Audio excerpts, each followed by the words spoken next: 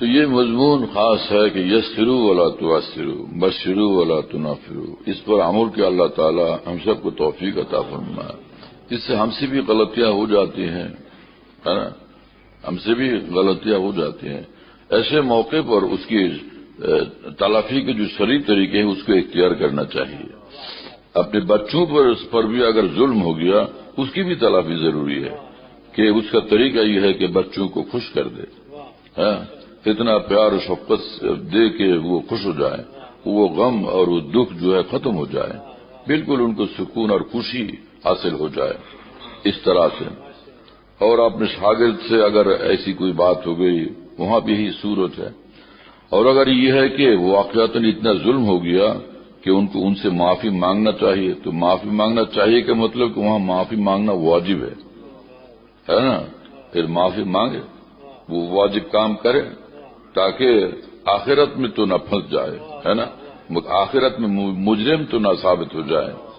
اللہ ہمیں معاف فرما دے، ہماری اصلاح فرما دے، اور وہ فہم دین عطا فرما دے۔ ہر جگہ پر جو طریقہ اور سلیقہ اختیار کرنا چاہیے اس کی اللہ تعالیٰ توفیق عطا فرما دے۔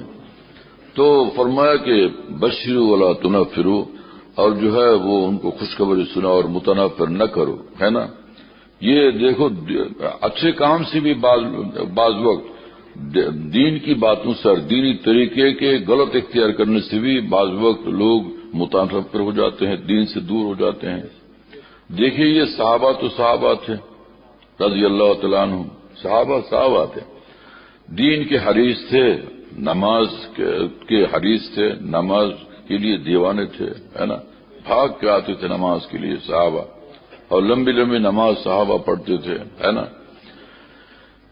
تو باوجود اس کے آپ صلی اللہ علیہ وسلم نے یہ فرمایا کہ اللہ تعالیٰ جن لوگوں پر شدید ناراض ہوتے ہیں ان میں سے ایک شخص ہوا ہے کہ من اما قوما وهم له کارہون، نماز میں وہ امام ہیں اور لوگ ان پر ناراض ہوتے ہیں ان کے برتاؤ کی وجہ سے، کہ ان کے ساتھ سختی ہو جاتی ہے، رعایت نہیں کی جاتی، یا کوئی بات ایسی ہے ان کے اندر کوئی ایسا منکر ہے کہ جس کی وجہ سے جو ہے تو لوگ ناراض ہو جاتے ہیں۔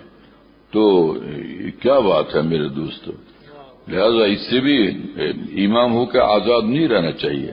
لیکن مساجد میں جو ہے پوری دنیا میں مساجد میں ائمہ حضرات میں سے بہت سے حضرات سے جو ہے اس بات میں کمی ہو جاتی ہے کہ ایسا طول طویل کر دیتے ہیں کہ اس سے لوگ پریشان ہو جاتے ہیں،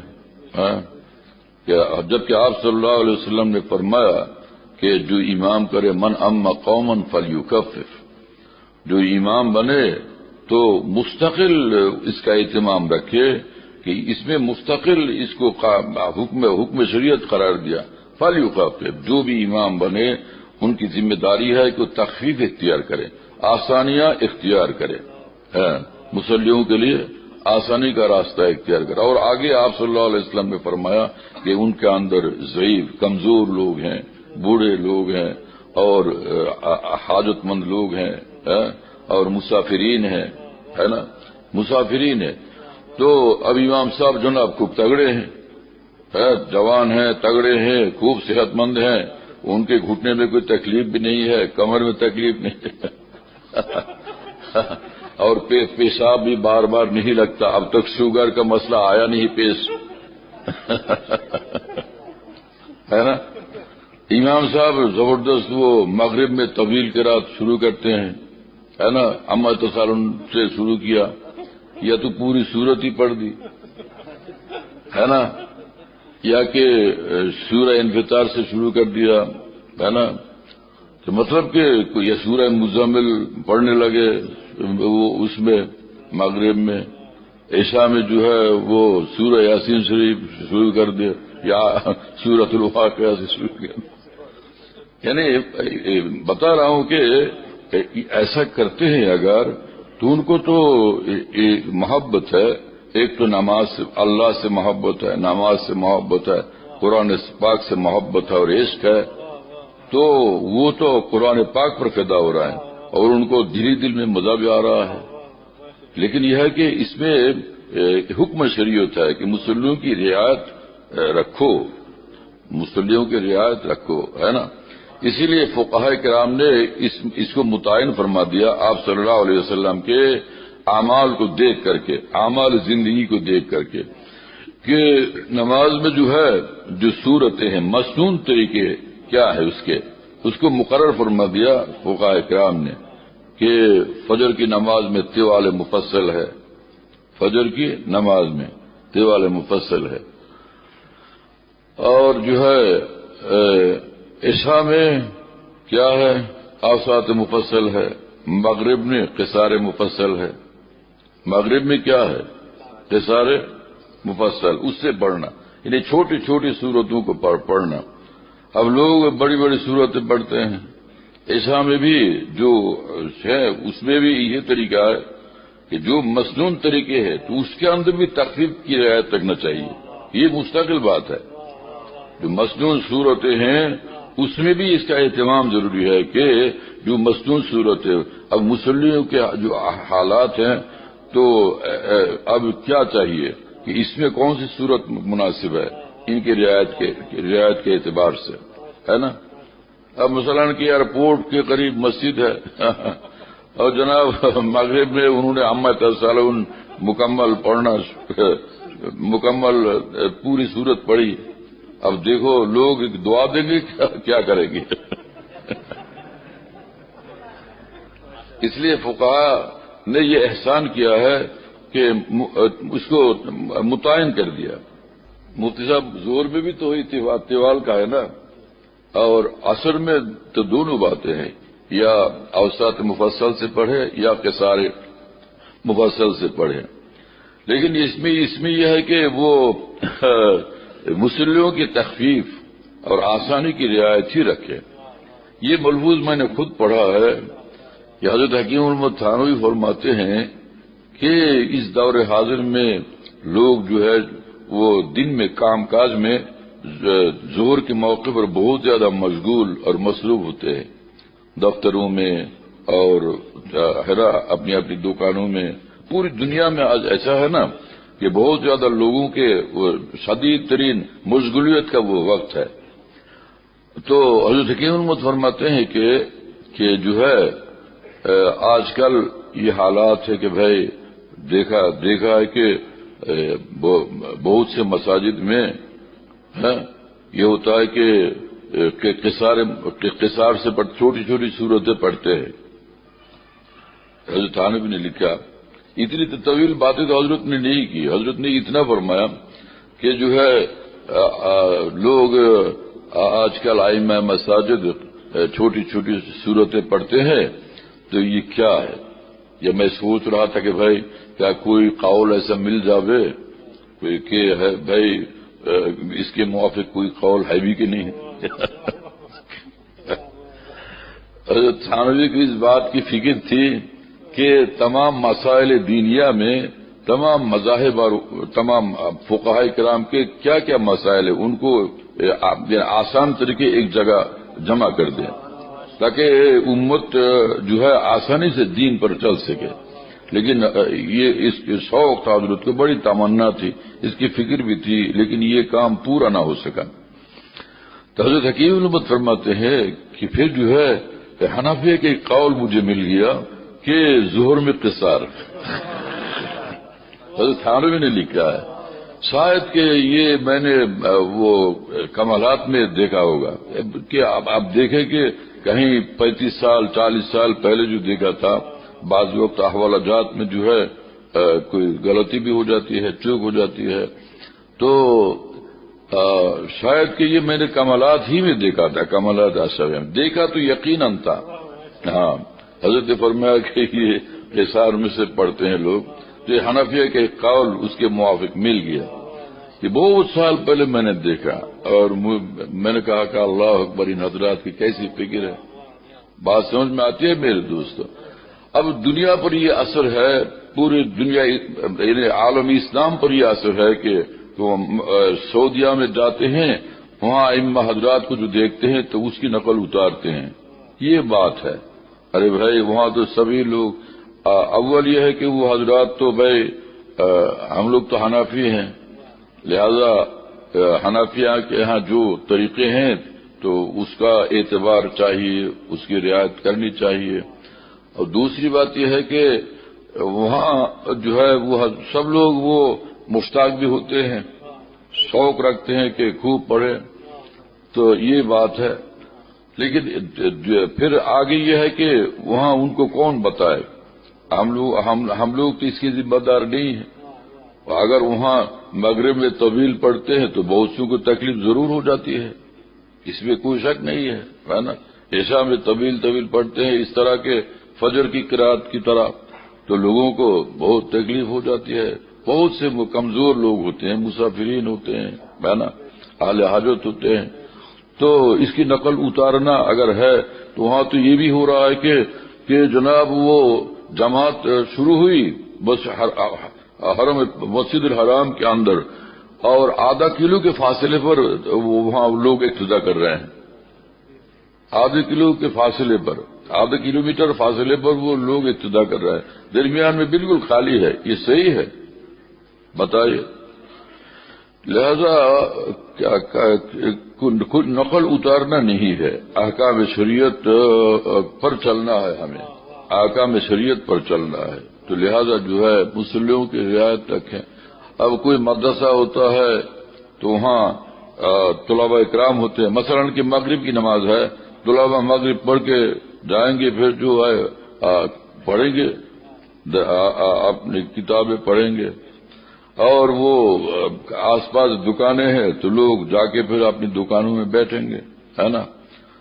تو مختلف قسم کے لوگ ہوتے ہیں، ایسی کوئی جگہ ہے جیسا کہ ہم لوگ گلشن میں آتے تھے حضرت والا کے ہاں، یہ دن و رات یہ آ رہے ہیں جا رہے ہیں، آ رہے ہیں جا رہے ہیں، یہ انگلینڈ سے آئے تو پھر جا رہے ہیں، ساؤتھ سے آئے تو پھر کوئی جا رہے ہیں، بنگلہ دیش سے آئے کوئی جا رہے ہیں۔ تب بعض لوگ دیکھتے ہیں کہ ہم مغرب کی 3 رکعت پڑھ کے ابھی چلتے ہیں، لیکن اگر اس میں دیر ہو جاتی ہے تو ان کے لیے مسائل ہیں۔ بہرحال تو یہ اس لفظ سے اس طرف خیال گیا کہ کیا ہے، بشرو ولا تنفرو، متنفر نہ کرو۔ اس میں مجھے وہ لفظ دل میں آیا تھا، افتان یا معاذ، وہ جب میں کہنے لگا ولا تنفرو، پھر افتان کہ متنفر کرنا کیا، دین سے دور کرنا۔ تو حضرت معاذ بن جبل رضی اللہ تعالیٰ عنہ کتنے زبردست عالم تھے، کتنے بڑے فقیہ تھے، سبحان اللہ بحمد، بہت ہی اونچے درجے کے فقیہ تھے معاذ بن جبل رضی اللہ تعالیٰ عنہ۔ تو امام تھے، نماز پڑھاتے تھے۔ مسلموں نے آ کر کہا کہ حضرت والا یہ عشاء کی نماز پڑھاتے ہیں، طویل کر دیتے ہیں اور ہمیں بہت تکلیف ہو جاتی ہے، ہم لوگ کام کاج کر کے آتے ہیں اور جا کے جلدی سے آرام کرنا ہے، لیکن طویل نماز پڑھاتے ہیں یہ۔ تو جبکہ آپ صلی اللہ علیہ وسلم نے سنا تو معاذ رضی اللہ تعالیٰ عنہ سے، اور میں افتان یا معاذ، افتان یا معاذ، افتان یا معاذ، 3 دفعہ فرمایا کہ تم لوگوں کو دور سے بھگانے والے ہو، لوگوں کو دین سے دور کرنے والے ہو، لوگوں کو اللہ سے دور کرنے والے ہو، یہ کیا ہے تمہارا طریقہ؟ لوگوں پر مصیبت ڈالنے والے ہو تم۔ اس طرح سے تین دفعہ آپ صلی اللہ علیہ وسلم نے فرمایا، اور ایسی تنبیہ فرمائی ہے۔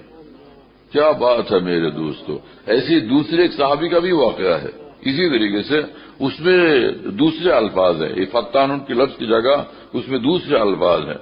بہرحال تو یہ ہے کہ اس میں بھی یہی بات ہے کہ تم تو لوگوں کو متنفر کرتے ہو، دور بھگا رہے ہو دین سے۔ اللہ تعالی ہمیں ہر جگہ پر، ہر موقع پر دین پر چلنے کی توفیقات سے نوازے۔ تو جو بندہ اللہ کا ہوتا ہے، اللہ کا پیارا ہوتا ہے، مقبول ہوتا ہے، محبوب ہوتا ہے، تو تمام مخلوقات کو اس سے محبت ہو جاتی ہے نا، اور سب لوگ اس سے محبت کرنے لگتے ہیں۔ ایک بڑی پیر جیلانی کو دیکھ کے ہر شخص، چاہے کسی بھی مذہب کا ہو، ہر شخص کہے گا کہ واہ واہ واہ، کس سے زبردست فرشتے سے زمین پر ملاقات ہو گئی، ہاں، کسی فرشتے سے زمین پر ملاقات ہو گئی ہے۔ سبحان اللہ تعالیٰ بحمد، کیسے ہیں یہ اولیاء اللہ عارفین امت؟ ہم نے تو ایسے اولیاء اللہ کو جنہوں نے دیکھا تو دیکھا، ورنہ کیسے سمجھیں گے کہ بالکل یہ ہر قدم پر صراط مستقیم پر ہو، وہ دیندار لوگ ہیں اصلاً، ہر قدم پر صراط مستقیم پر گامزن ہو اور اس پر بالکل قائم ہو جناب، تب وہ جو ہے وہ کیا ہے، دیندار لوگ ہیں. اہل استقامت اصلاً دیندار لوگ ہیں میرے دوستو، ہے نا. کیا ہے، اللہ ہمیں معاف فرما دے میرے دوستو. عجیب حال ہے ہم لوگوں کا. علامہ سہرانی نے لکھا ہے تنبیہ المقترین میں، کیا ہے یہ جبل ابی قبیس، مسجد الحرام کے پاس ساتھ ہے نا جبل ابی قبیس. تو جبل ابی قبیس کے پاس کھڑے تھے حضرت ابراہیم ابن آدم رحم اللہ. ایک صاحب نے پوچھا کہ جو اہل استقامت ہوتے ہیں، مستقیم القلوب حضرات، کیسے ہوتے ہیں؟ تو انہوں نے کہا کہ کیسے ہوتے ہیں، جو جن کو استقامت حاصل رہتی ہے، تو اگر یہ بتا دے اس پہاڑ سے کہ ہٹ یہاں سے، وہ ہٹ جائے گا، ہٹنے پر مجبور ہو جائے گا. یعنی اللہ تعالیٰ یعنی ان کو ایسے صاحب کرامات بنا دیتے ہیں، یعنی ایسی اللہ تعالیٰ کے ساتھ ان کی رحمت شامل حال ہوتی ہے نا. سبحان اللہ. تو یہ علامہ سہرانی نے لکھا کہ جیسی حضرت ابراہیم بن آدم نے کہا کہ اگر اس پہاڑ سے کہہ دے کہ ہٹ جا تو ہٹ جائے گا، تو وہ پہاڑ جو ہے تزلزل، وہ بالکل ہی کانپ رہا تھا، پہاڑ کانپ رہا تھا. تو ابراہیم بن آدم رحم اللہ نے ڈانٹا اس کو کہ ہم نے تجھ سے کہا تھا کہ تو ہٹ جا. میں نے تو اس کو سمجھانے کی کوشش کی تھی کہ اگر کہے کہ ہٹ جا تو ہٹ جائے، تو ابھی ہٹنے لگا، یہ کیا ہے؟ اس کو نیا جبل، خاموش ہو جائے، سکون پہ آ جا. پھر پھسکنا، پھر وہ پہاڑ بالکل چپ چاپ ہو گیا، خاموش ہو گیا. اللہ اکبر، کیا بات ہے میرے دوستو، اللہ اکبر. یہ واقعہ اس خیال سے سنایا کہ پھر ہم لوگوں کا کیا حال ہے نا. کیا استقامت ہمارے اندر ہے. دین کا تھوڑا سا کام کرنے کی توفیق ہو گئی، چند باتوں کو بتانے کی توفیق ہو گئی تو ہو گئے ہیں ہم بہت بڑے ولی اللہ اور غوث زمان اور مجدد اعظم، مرشد اعظم اور شیخ المشائخ الاعظام. مریدین لکھتے بھی ہیں، ایک مرید اپنے مشائخ کو لکھتے ہیں کہ جنید وقت، شبلی دورہ، رومی زمانہ اور ابو حنیفہ وقت اور گنگو ثانی اور قاسم دیگر، ہے نا. اب ایسے الفاظ سے جو ہے خدا کی قسم اگر دل متاثر ہوا کہ بھئی ہم کچھ ہے، خدا کی قسم پھر بالکل ہلاکت ہے، بالکل بربادی ہے نا. کہ دوستوں کی تعریف سے دل کا متاثر ہونا اس معنی میں کہ اللہ تعالیٰ نے میرے عیوب کو چھپایا، لوگ مجھ سے محبت کرتے ہیں تو اللہ تعالیٰ اس کی برکت سے مجھے معاف فرما دے. اس طرح متاثر ہونا بالکل صحیح ہے. یہ ابدیت ہے، فنائیت ہے اور ذریعہ اصلاح باطن ہے، ذریعہ اصلاح زندگی ہے. اور اگر وہ اکڑتا ہے اس کے اندر پندار اور عجب پیدا ہو، پھر تو ہلاکت ہی ہلاکت ہے میرے دوستو. اللہ تعالی ہمیں معاف فرما دے. آپ صلی اللہ علیہ وسلم نے فرمایا زمین پر کسی بندے کے اعمال سے اللہ تعالی خوش ہوتے ہیں تو آسمان پر جبریل امین کو بلا کر فرماتے ہیں کہ جبریل اس بندے سے مجھے محبت ہے، آپ کو حکم ہے کہ آپ بھی اس سے محبت کرنا. جبریل امین آسمان کے فرشتوں سے کہتے ہیں کہ ہر آسمان کے فرشتوں سے یہ بتا دیتے ہیں کہ دیکھو یہ اللہ کو ان سے محبت ہے، آپ لوگ بھی ان سے محبت کرنا. تو آسمان کے تمام فرشتے اس سے محبت کرنے لگتے ہیں. پھر ثم یوضع له القبول فی الارض، پھر تمام مخلوقات میں ان کی مقبولیت ہو جاتی ہے، تمام کائنات میں ان کی مقبولیت محبوبیت ہو جاتی ہے، سارا عالم ان سے محبت کرنے لگتا ہے. بات سمجھ میں آئی میرے دوستو؟ تو اللہ تعالیٰ فرماتے ہیں کہ یا ایھا الذین آمنوا اتقوا اللہ، ایمان والو مجھ سے ڈرو، میرا کہنا مانو اور جن چیزوں سے میں نے منع کر دیا ان سے دور رہو. وکونوا مع الصادقین، جو بالکل میرے سچے بندے ہیں ان کے ساتھ رہ بڑھو، ہے نا، ان کے ساتھ والی زندگی اختیار کرو. یہ ہے. اور آپ صلی اللہ علیہ وسلم نے فرمایا کہ 3 اعمال ایسے ہیں کہ جس بندے کے اندر یہ اعمال ہوں گے تو وجد بہن حلاوت الایمان، حلاوت ایمانی وہ پا جائے گا۔ حلاوت ایمانی کیا چیز ہے میرے دوستو؟ کہ جو طاعات ہیں وہ مستلذات بن جاتی ہیں، ہے نا۔ حلاوت ایمانی یہ ہے کہ اللہ تعالیٰ کے احکامات میں، عبادات میں، احکامات کی تعمیل میں، عبادات میں، طاعات میں، اطاعت میں ان کو جنت کی طرح مزہ آتا ہے، بلکہ خدا کی قسم جنت سے بڑھ کر مزہ آتا ہے نا، کیونکہ رضا محبوب پاک اس میں شامل ہے۔ جب بندہ اللہ کا کام کرتا اللہ تعالیٰ خوش ہوتے ہیں، تو رضا محبوب پاک یہ جنت سے بڑھ کر ہے، اور رضوان من اللہ اکبر، ہے نا۔ لطف جنت کا جسے تڑپنے میں ملتا نہ ہو، وہ کسی کا ہو تو ہو لیکن تیرا بسمل نہیں۔ جنت ایک زندگی ان کو عطا ہو جاتی ہے دنیا میں، تو حلاوت ایمانی عطا ہو جاتی ہے کہ جو ممنوعات ہے اللہ تعالیٰ کی طرف سے ممنوع ہے تو اس کو وہ برداشت نہیں کر سکتا، ہے نا، اس کا تحمل اس کو نہیں ہوتا، اور جو اللہ تعالیٰ کی طاعات ہے، عبادات ہے، وہ اس کو بہت لذیذ معلوم ہوتی ہے، اس کی طرف رغبت ہوتا ہے، شوق ہوتا ہے نا۔ اور مصائب میں اللہ تعالیٰ پر وہ خوش رہتا ہے، اگرچہ ظاہری طور پر غم بھی ہوتا ہے لیکن دل اللہ تعالیٰ پر خوش رہتا ہے نا۔ مالک ہے جو چاہے کر تصرف، کیا وجہ کسی بھی فکر کی ہے، بیٹھا ہوں میں مطمئن یا رب کہ حاکم بھی ہے تو اور حکیم بھی ہے۔ ہاں، تو ایک تو 3 اعمال ہے، وہ کیا کیا ہے؟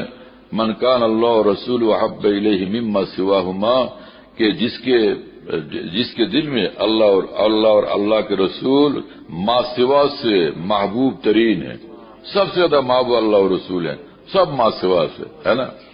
اور کیا ہے؟ ومن احب عبدا لا يحب الا للہ، کسی بندے سے اس کو صرف اللہ ہی کے لیے محبت ہے۔